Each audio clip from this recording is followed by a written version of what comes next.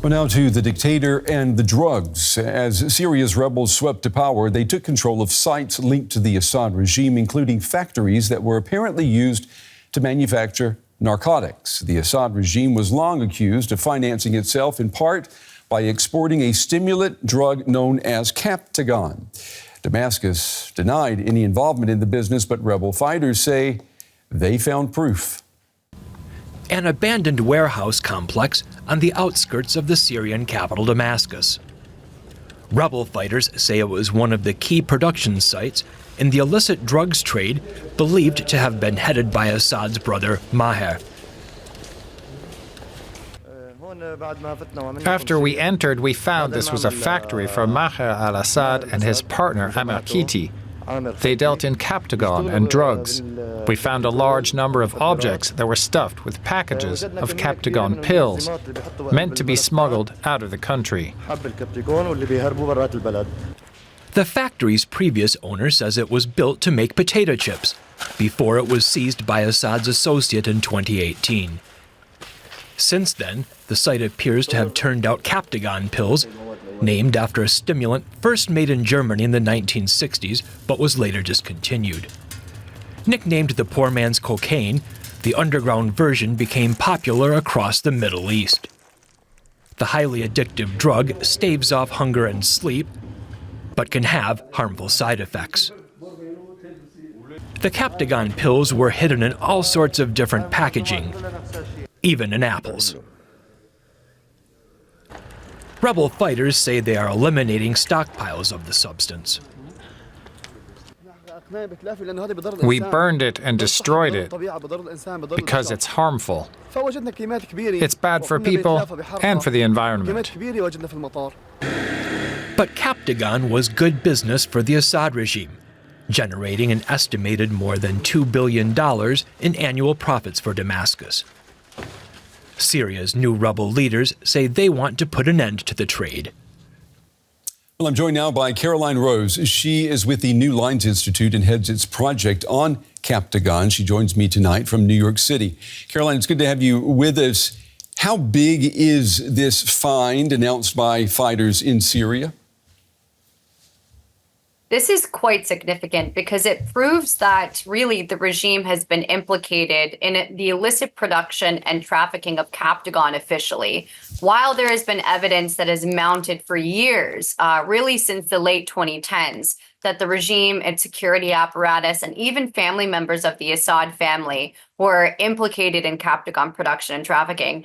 This really, I think, creates a concrete impression and a concrete story that really the regime was involved and deeply embedded in this industry and profited from this industry as a form of alternative revenue streams. Yeah, I mean, I'm wondering how big is world trade in this drug? The drug known, of course, as the poor man's cocaine, the jihad pill.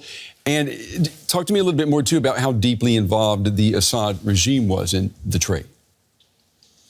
Certainly. So it was around the late 2010s, around 2017, 2018, when we started to see large-scale involvement. Captagon had always been in Syria and Lebanon, but really it was at this point when we started to see signs of industrial-scale production and trafficking of captagon.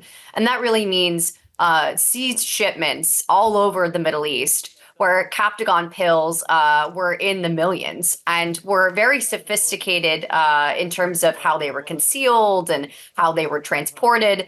They were also transported on a maritime, sometimes commercial maritime vessels, like shipping containers, and often sent to from and to state-owned and operated ports. It was very clear that the president's brother, Maher al-Assad, also head of the 4th Armored Division, a very key element of Syria's security apparatus, was behind the operation of many production and trafficking facilities.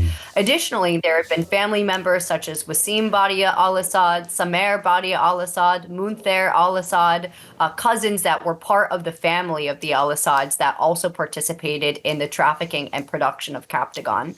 Then additionally, they also had members of the commercial and business sector that also helped conceal and provide immunity to this trade and allowed it really to thrive into a $10 billion industry at its peak. Yeah. On average, it was estimated to earn around $10 billion and about Wow. $2.4 billion for the regime. Listen, I think it was about 2 years ago, you gave evidence to the UK House of Commons on how deeply tied the Assad regime was to the captagon drug trade. Did you expect then that in late 2024, we would be able to see images from inside a post-Assad captagon lab? No. I think that if you had told me in London about a year and a half ago that I would have many friends who are journalists who are calling me from inside some of those warehouses, holding some of the pills and looking at some of the evidence, I would have thought that that was absolutely crazy. I never would have expected the regime to fall this quickly. I never would have expected the regime to not be able to dispose of this evidence. I mean, this is only really the second or third lab that has been found in regime-held territories, former regime-held territories, in just a matter of days. I expect that we'll see many more warehouses, laboratories, storage facilities, and processing centers in the coming days. And the fact that the regime really didn't take much care to dispose this as they were trying to leave and evacuate, I think is quite interesting. These labs, the sites, include various chemicals which are used in drug production, and labels say that the chemicals came from Britain, China, India, Oman, Saudi Arabia, and Lebanon. There are sanctions, we know, in place against Syria, but are you surprised that the whole world was basically helping to make this drug inside Syria?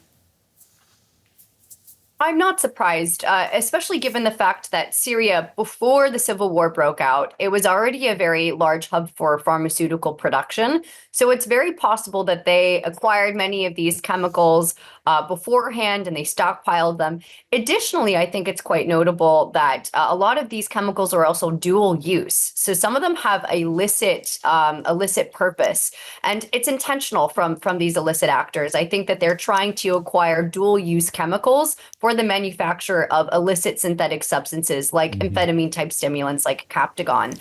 Also, some of these substances can be used for the production of methamphetamine or crystal methamphetamine, which is also, of course, very concerning for the region, and the fact that we've already seen an uptick in crystal meth distribution. That brings me to my final question before we run out of time. I mean, what effect is the fall of the Assad regime going to have on the availability of captagon? Where do you see manufacturing moving to, or do you see it having to even move? Well, I think certainly we shouldn't see this as the end of the captagon trade in the Middle East, let alone inside of Syria. There's already existing infrastructure, know-how, expertise that exists amongst many individuals that still are in Syria. Now the question is, how will the trade be affected? I think that there will be an immediate cut to, in the short term, to supply. This will also incentivize many traffickers to try and move closer to destination markets, especially given the fact that demand levels really haven't changed. So we'll likely see a shift, likely to Iraq, to Kuwait, potentially to Turkey, to Libya, to Egypt, many of these hot spots that we already saw about a year or two ago, a trickling effect and a spillover of both production and trafficking. I also think that users will try and seek out alternatives, especially since captagon pills, there will likely be a spike in the cost of a captagon pill. And likely that's going to leave many users, unfortunately, to methamphetamine and crystal meth. Caroline Rose with the New Lines Institute in New York. Caroline, we appreciate your valuable analysis, especially on this Friday evening. Thank you. Thank you.